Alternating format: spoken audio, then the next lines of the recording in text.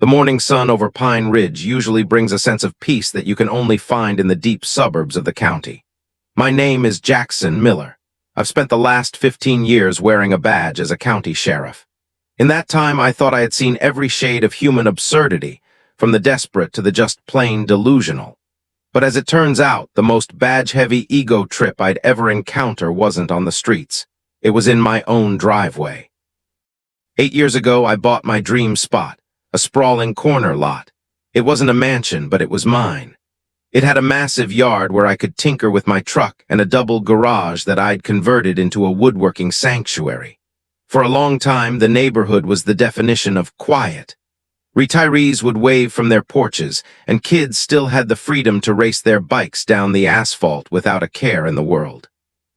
But 5 years into my piece, the landscape changed.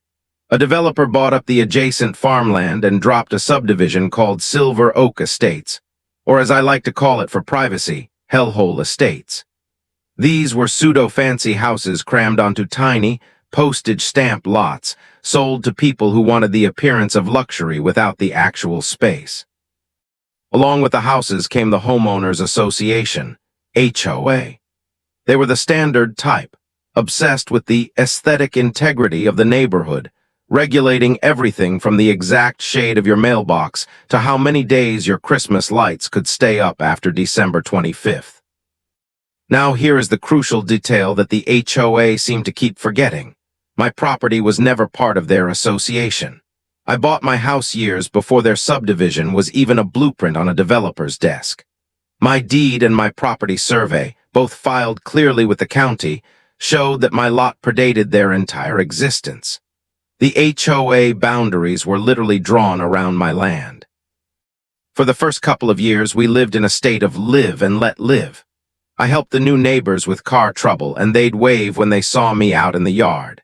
But then the HOA board changed hands. A new president took over, a woman named Victoria Vance. Let's call her Karen for the sake of the story. Victoria didn't just want to manage a neighborhood. She wanted to rule it like a small, sovereign nation. Suddenly, the friendly community newsletters were replaced with aggressive manifestos about maintaining community standards and protecting property values. And then, the letters started arriving in my mailbox. At first, they were invitations to join the HOA voluntarily for the sake of cohesion. I ignored them.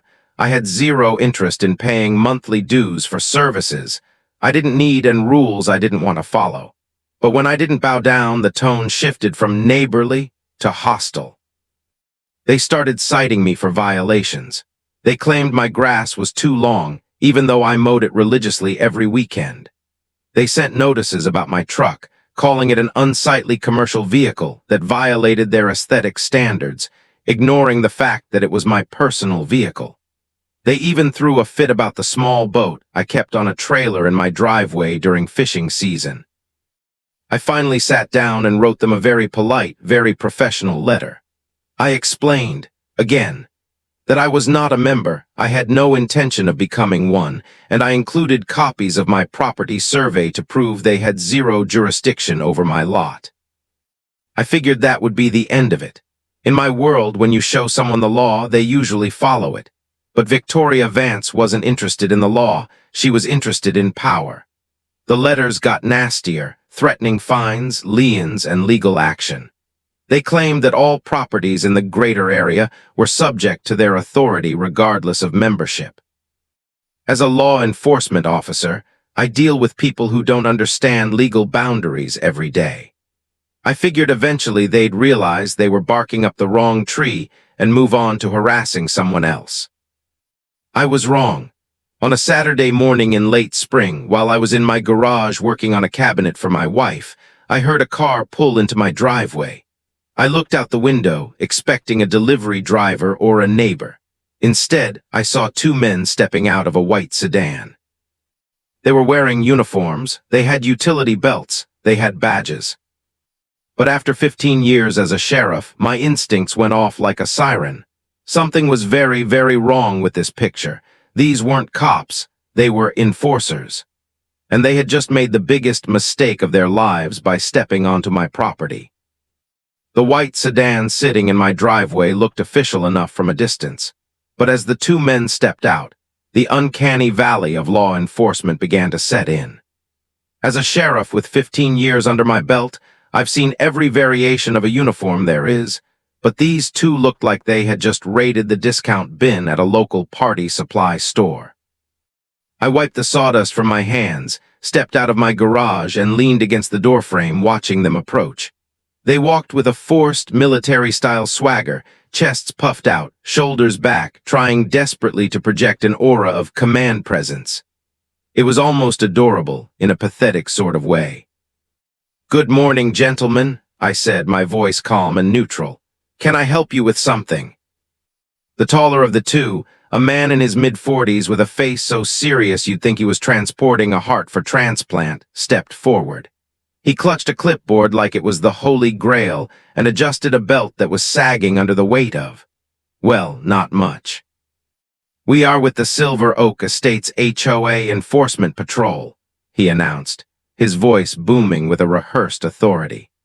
"We're here to discuss your outstanding HOA dues and the multiple unresolved violation notices on this property." I had to bite the inside of my cheek to keep from laughing right in his face. Up close, the charade was even more transparent. Their shirts had patches that read HOA Patrol in a font that looked suspiciously like Comic Sans, and the badges pinned to their chests were clearly painted plastic. They even had empty radio holsters and utility pouches that probably contained nothing more than granola bars and a sense of misplaced entitlement. "I think there's been a massive misunderstanding," I replied, keeping my tone steady and neighborly. "As I've explained in my letters to the board, I'm not a member of your HOA. This property predates your subdivision." The shorter one, a stocky guy who was busy circling my truck and snapping photos with his smartphone, didn't even look up. "Unlicensed commercial vehicle parked in a residential driveway. Clear violation of Section 4.2 of the Community Standards," he barked, as if he were narrating a high-stakes crime scene for a body cam. "That's my personal truck," I said, watching him fumble with his phone camera like a rookie. "And again, I don't belong to your club." The tall one flipped through the pages on his clipboard with exaggerated importance, his eyes scanning the lines as if he were interpreting constitutional law. "According to our records, all residents within these geographic boundaries are subject to Silver Oak regulations and fee obligations. You currently owe $2,400 in overdue dues and an additional $1,800 in accumulated fines." He looked up from the clipboard, his expression stern. "Payment is due immediately, or we will be forced to initiate lien proceedings and escalate this to our legal enforcement division." I was genuinely fascinated at this point. I deal with criminals, sovereign citizens, and occasional lunatics, but the sheer audacity of these suburbanites playing super cop was a new level of entertainment. I wanted to see exactly how far they were willing to push this official business act. "That's quite a bill," I said, crossing my arms. "Before we go any further, I'm going to need to see some official identification." The tall one didn't hesitate. He pulled out a laminated card in a cheap plastic sleeve. It featured a grainy photo of him, the words "Enforcement Officer," and a gold seal that looked like it had been copied and pasted from a generic clip art website. "This isn't a real law enforcement ID," I pointed out, examining the card. "In fact, this looks like it was made at a Kinko. We are duly authorized by the Silver Oak Estates HOA Board to enforce all community regulations and collect necessary fees," he replied with absolute, unshakable conviction. "Within the boundaries of this development, we have full authority." It was at that moment I realized these two weren't just scammers. They were true believers. Someone, likely Victoria Vance, had convinced these men that they were legitimate officers of the law with real power to shake down their neighbors. It was like watching grown men play cops and robbers, except they were trying to take real money from a real sheriff. "I'm going to ask you one time," I said, my voice dropping an octave into my professional command tone. "Leave my property immediately." The short one stepped closer, puffing out his chest and trying to stare me down. "Sir, we are conducting an official investigation. You are required to cooperate with our efforts." He put a hand on his belt, hovering near an empty holster, trying to look intimidating. "We can do this the easy way, or we can do it the hard way. It's your choice." I smiled. He had no idea how much I was going to enjoy choosing the hard way. The air in my driveway grew thick with attention these two men were clearly not prepared for. The short one was still puffing his chest, trying to maintain that hard way posture he had likely practiced in front of a mirror. It was a fascinating display of misplaced confidence. Two civilians in Halloween-grade polyester standing on the property of a man who had spent 15 years staring down actual criminals. "The hard way, huh?" I echoed, my voice dropping into that calm, low register I use right before an arrest.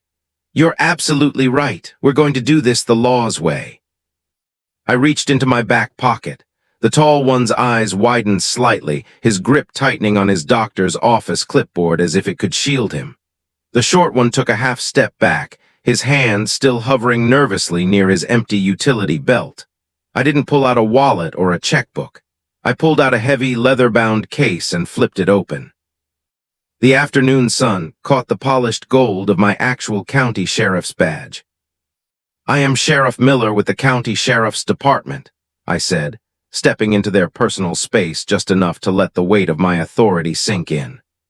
"You are currently standing on my private property, wearing fake uniforms and carrying fake badges, attempting to extort money under the guise of legal authority. Do you have any idea how many felonies you just committed in the last 5 minutes?" The transformation in their body language was instantaneous and almost comical. It was like watching a balloon lose all its air at once.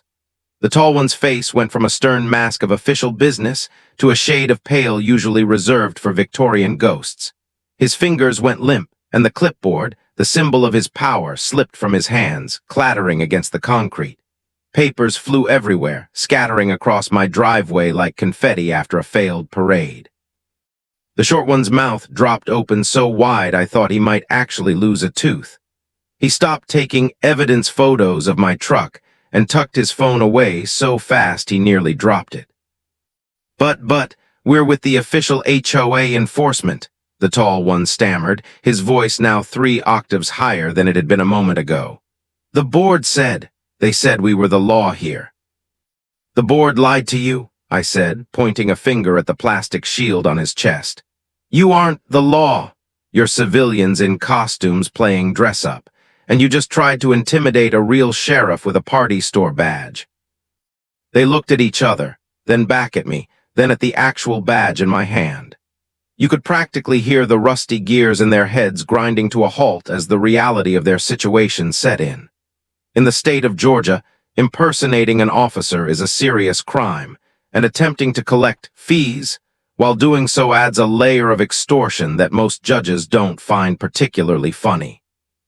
We didn't know," the short one squeaked, his tough guy bravado having evaporated completely. "Clearly," I replied. "Now pick up your trash and get off my property before I decide to call for a transport unit and make this a permanent part of your criminal records." They didn't need to be told twice. They scrambled like kids caught stealing from a cookie jar, nearly tripping over their own feet as they bent down to gather the scattered violation notices. They didn't even bother organizing the papers. They just stuffed the crumpled mess into their arms and bolted for their white sedan. I stood there, arms crossed, watching them pile into the car. The sedan had magnetic signs on the door that said HOA Patrol in letters that looked like they had been printed on a home inkjet printer. As they fumbled with the keys and peeled out of my driveway, I pulled out my own phone and began recording. I caught their faces, the fake insignias, and most importantly, a crystal-clear shot of their license plate as they sped away toward the safety of the Silver Oak subdivision. Once the sound of their screeching tires faded, I walked over and picked up a single piece of paper they had missed. It was a fee collection ledger with names and house numbers from the neighborhood. My annoyance was quickly being replaced by a cold, professional curiosity. These two idiots weren't just a nuisance. They were part of a larger, coordinated scam. I went inside, sat down at my laptop, and started digging into the name on the letterhead. Community Standard Solutions. It was time to find out exactly who had sent the plastic badge brigade to my door. After the white sedan disappeared around the corner, leaving behind a faint smell of burning rubber and a lot of shattered dignity, I headed straight for my home office. As a sheriff, I know that idiots like Blake and Cody, the plastic badge brigade, are rarely the ones calling the shots. They were just the foot soldiers, the low-level grunts bold enough to wear a costume but too dim-witted to check who lived at the addresses on their clipboards. I sat down at my desk and spread out the one piece of paper they had dropped in their frantic retreat. It was a fee collection ledger for Community Standard Solutions, CSS. The logo at the top was a stylized eagle holding a gavel, designed to look authoritative, but the fine print at the bottom gave it away. A private compliance and neighborhood management firm. I opened my laptop and started digging. If this was a legitimate management company hired by the Silver Oak HOA, they were playing a dangerously illegal game. In this state, private security or compliance firms cannot wear uniforms that mimic law enforcement, and they certainly cannot use the word officer or patrol in a way that implies police powers. I searched the Secretary of State's records for Community Standard Solutions.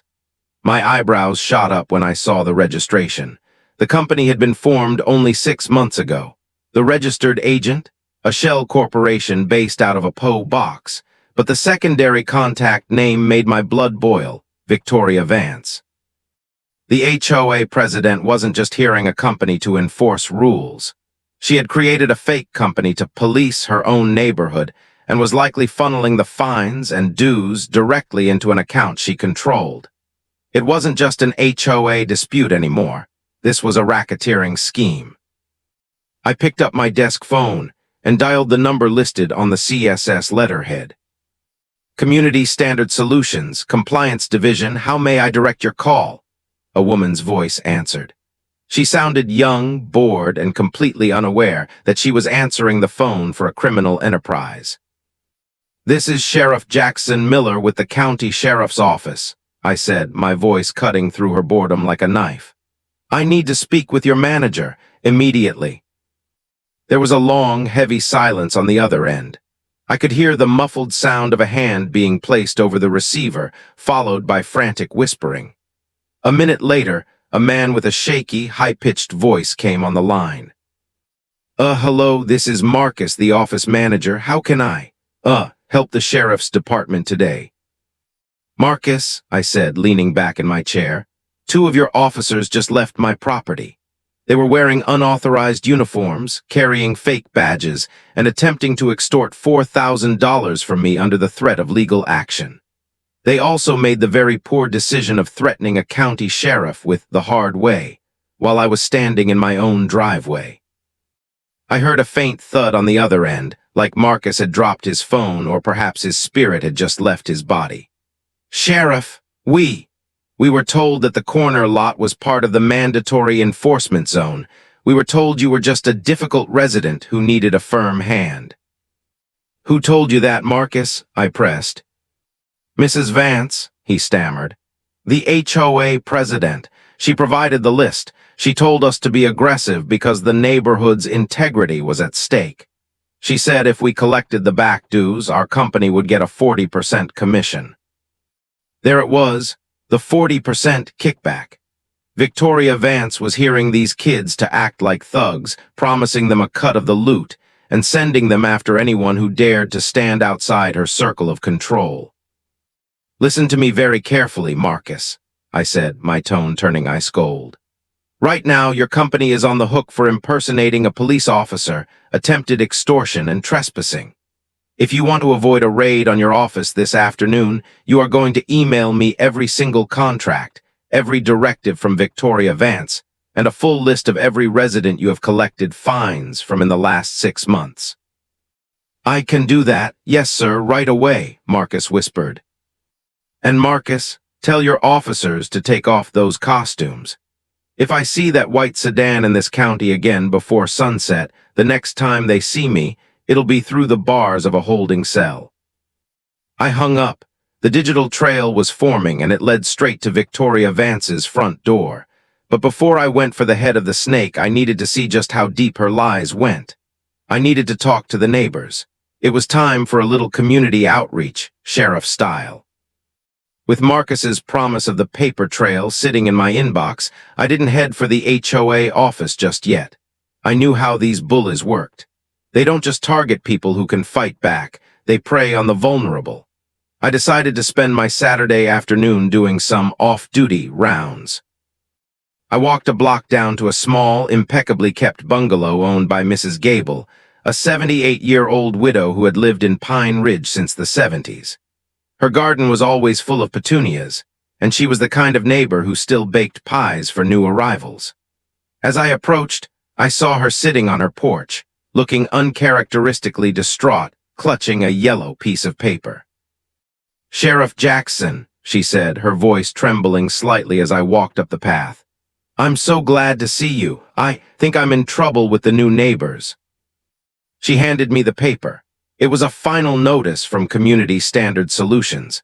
They were demanding $1,500 for unauthorized landscaping and noncompliance with community color palettes. Mrs. Gable had painted her front door a soft blue, the same color it had been for 30 years. "Two men in uniforms came by this morning," she whispered, her eyes welling up. "They told me that if I didn't pay by Monday, they'd put a lien on my house and the sheriff's department would come to evict me. Jackson, is that true? Am I losing my home?" A cold rage settled in my chest. This was no longer just about a boundary dispute or a nuisance. This was elder abuse and criminal fraud. "Mrs. Gable," I said, sitting beside her and taking her hand. "Look at me, you aren't losing anything. Those men weren't real officers, and that company has no power over you. I'm going to take care of this, but I need you to tell me, did you give them any money?" "I gave them a check for $500, she sobbed. "It was all I had in my emergency savings. They said it was a down payment to stop the eviction." That was the final nail in Victoria Vance's coffin. I stayed with Mrs. Gable until she was calm, helping her call her bank to stop payment on the check. Then I spent the next 2 hours visiting 4 other houses. Every single one of them had been harassed. Most were original residents, people like me who weren't part of the HOA, but Victoria had convinced her patrol that anyone within eyeshot of her subdivision was a target. By the time I got back to my computer, Marcus had delivered. My inbox was flooded with PDFs. There were spreadsheets detailing revenue targets for the month, signed by Victoria Vance. There were emails from Victoria to Marcus, specifically telling him to target the older properties first because they were eyesores that lowered the value of her precious Silver Oak estates. But the smoking gun was a scan contract. It showed that 40% of every fine collected by CSS was being kicked back into a private LLC registered to Victoria's maiden name. She wasn't just a power-hungry neighbor. She was a white-collar criminal using a fake police force to fund her lifestyle. I pulled out my departmental radio and keyed the mic. "Dispatch, this is Unit 104. I need a file check and a warrant draft started for a Victoria Vance, Residence 402 Silver Oak Drive. Charges: impersonating an officer, felony extortion, and financial exploitation of the elderly." "Copy that, Sheriff. Is this a tactical response?" "No," I replied, watching the sunset over the neighborhood I had sworn to protect. "This is going to be a very public lesson in real law." I didn't want to just arrest her in the dark of night. I wanted the whole community to see the queen of the HOA lose her crown. The Silver Oak monthly board meeting was scheduled for Monday night at the community center. Victoria Vance liked an audience. Well, on Monday, I was going to give her one she'd never forget. Monday evening arrived with a heavy gray sky that seemed to mirror the mood I was bringing to the Silver Oak Community Center.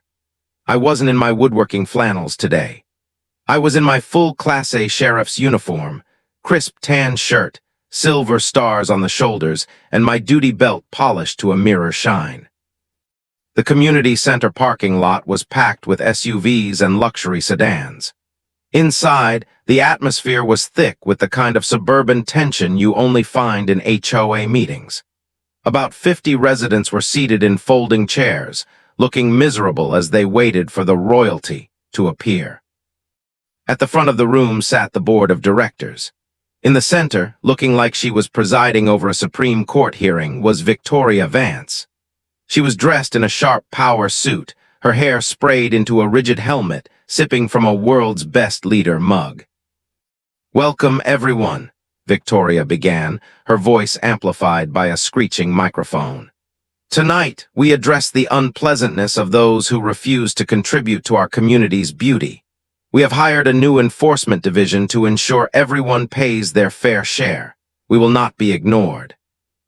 I stood at the back of the room, shadowed by the doorway, watching as she began a slideshow of violators. My house appeared on the screen, a photo taken by the short officer, Cody. "This resident," Victoria sneered, "has been a blight on our border. He thinks he is above the rules.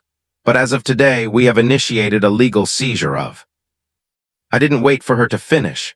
I stepped out of the shadows and began walking down the center aisle. The sound of my heavy-duty boots hitting the linoleum floor was like a rhythmic drumbeat. The room went silent. Necks craned as 50 pairs of eyes moved from the screen to me. Victoria froze. Her smug smile didn't just fade, it disintegrated. "Sheriff Miller," she stammered, her voice losing its amplified confidence. We weren't expecting a police presence tonight, but I'm glad you're here to see how we maintain order." "I'm not here to watch, Victoria," I said, reaching the front of the room. I didn't sit down. I stood right in front of her table, looming over the board members.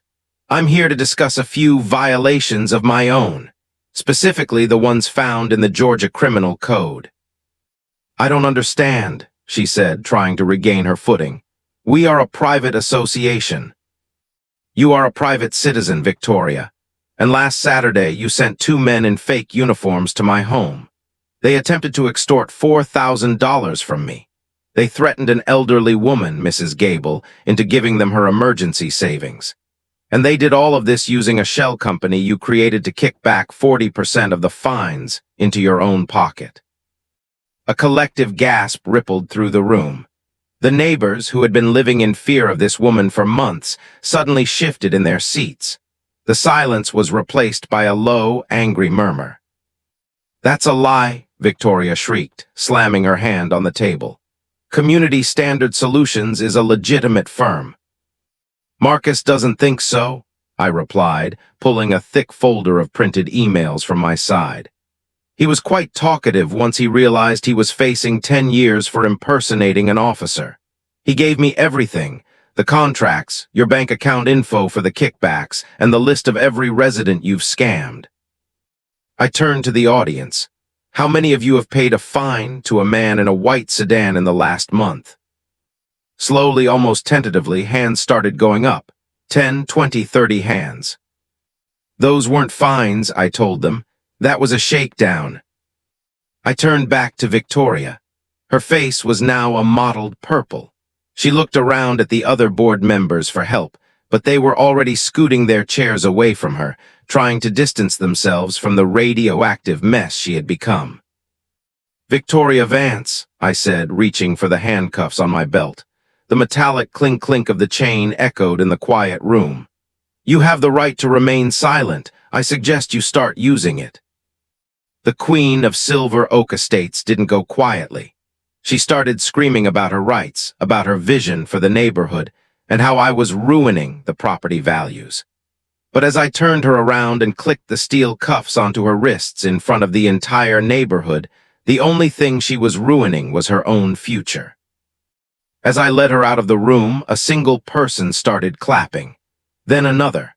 By the time we reached the exit, the community center was erupting in a standing ovation. The scene at the community center was nothing short of a suburban revolution. As I led a handcuffed Victoria Vance through the double doors, the air outside felt crisper, cleaner, as if the very atmosphere of Pine Ridge was purging itself of her toxicity.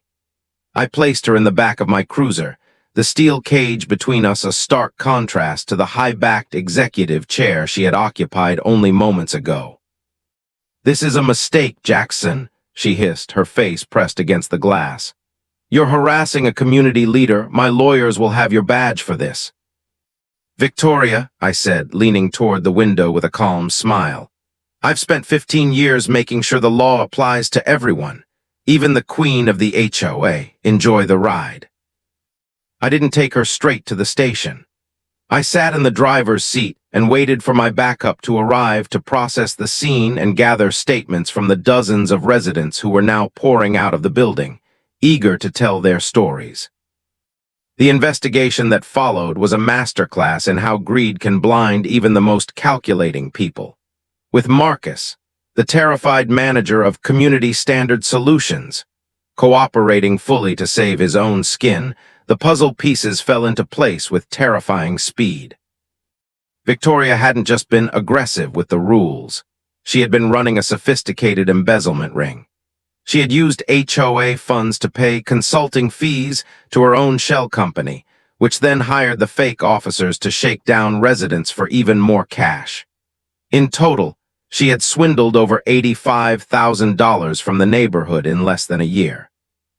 But the most satisfying part of the real law wasn't the criminal charges, it was the restitution. Because I had caught the plastic badge brigade in the act, and because Marcus had kept meticulous records of every cent they had extorted, we were able to freeze Victoria's personal accounts. 2 weeks later, I had the distinct pleasure of walking back up Mrs. Gable's garden path. "Sheriff Jackson," she cried, wiping her hands on her apron as she came out to meet me. "I have something for you, Mrs. Gable," I said, handing her an envelope. Inside was a cashier's check for $500, her emergency savings returned in full, plus an additional $200 in court-ordered damages. Watching the tears of relief turn into a bright, genuine smile was worth more than any commendation I've ever received. As for the officers, Blake and Cody, they weren't quite as lucky as their boss, since they had physically stepped onto my property and made verbal threats while impersonating law enforcement. They were charged with multiple felonies. They took a plea deal that involved 3 years of probation, 500 hours of community service, mostly picking up trash along the county highways, and a permanent ban from ever working in any form of security or enforcement again. Every time I see a crew in orange vests cleaning the shoulder of the I-85, I look for a tall guy with a clipboard habit and a short guy who looks like he's missing his smartphone. The Silver Oak HOA didn't survive the scandal. The remaining board members, terrified of being associated with Victoria's crimes, voted to dissolve the association entirely. The subdivision became a standard neighborhood, governed only by county laws, the same laws I've spent my life defending. My home is quiet again. The white sedan never returned. The HOA patrol magnetic signs probably ended up in a landfill, right where they belong. Sometimes, when I'm out in my garage working on a new set of cabinets and listening to the birds in the Pine Ridge trees, I look at my badge sitting on the workbench. It's a reminder that power doesn't come from a plastic shield or a loud voice. It comes from the truth. And in this county, the truth always has a way of catching up to you, especially if you decide to take the hard way. Peace has a specific sound in Pine Ridge.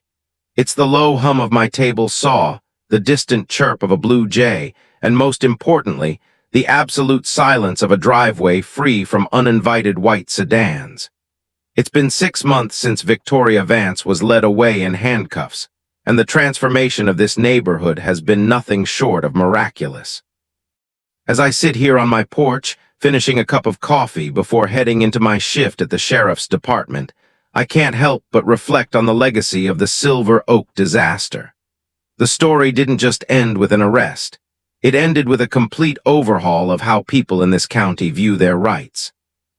Victoria Vance's day in court was the final nail in the coffin. She tried every trick in the book, blaming the developer, claiming she was confused by the bylaws, and even attempting to frame Marcus as the mastermind. But the digital trail I uncovered was too clear. The judge, a no-nonsense man who had little patience for bullies, wasn't buying it. Victoria was sentenced to 5 years of executive probation, ordered to pay back every cent of the $85,000 she embezzled, and was hit with a permanent injunction.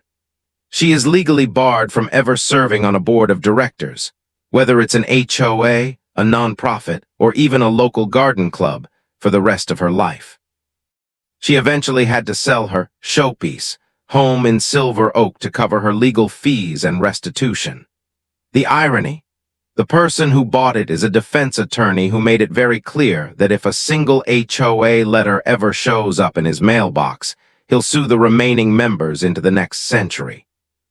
The Silver Oak Estates HOA itself is a ghost of the past.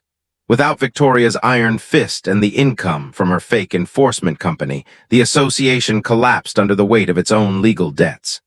The residents held a vote, and with a staggering 98% majority, they officially dissolved the HOA.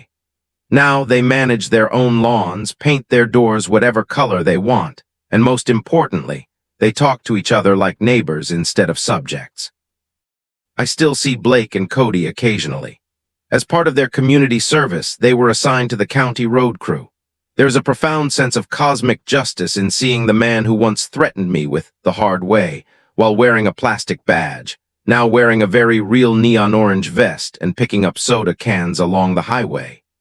They don't look me in the eye when my cruiser passes by, and honestly, that's just fine by me. The biggest lesson from all of this, though, isn't about the law or the badges. It's about the power of standing your ground. Bullies, whether they are on a school playground or a suburban board of directors, thrive on the silence of their victims. They rely on the fact that most people are too busy, too tired, or too scared to check the CAGHAZAT documents and fight back. Victoria Vance counted on me being just another difficult resident she could intimidate. She didn't count on me being someone who knew exactly where her authority ended and the real law began. Now when I drive through the neighborhood, I see Mrs. Gable's blue door. It's a vibrant, defiant shade of azure that stands out against the beige houses around it. Every time I see it, I'm reminded that some things are worth fighting for. Your home, your peace of mind, and your right to be left alone are at the top of that list. To anyone watching this, know your rights, read your deeds, and never ever let someone with a clipboard and a sense of entitlement tell you who you are in your own home. If someone shows up at your door claiming authority they don't have, remember the story of Silver Oak. Real authority isn't something you buy at a party store or print on a home computer. It's earned through integrity, and it's protected by the law. As for me, my truck is parked in the driveway, my grass is exactly the height I want it to be, and my woodworking shop is humming with activity. I'm Sheriff Jackson Miller, and in this corner of the county, the only patrol that matters is the one that actually keeps people safe. Thanks for sticking around to the end of this journey. Stay safe, stay vigilant, and remember, always keep your survey CAGHAZAT papers handy. You never know when a queen might try to take your castle.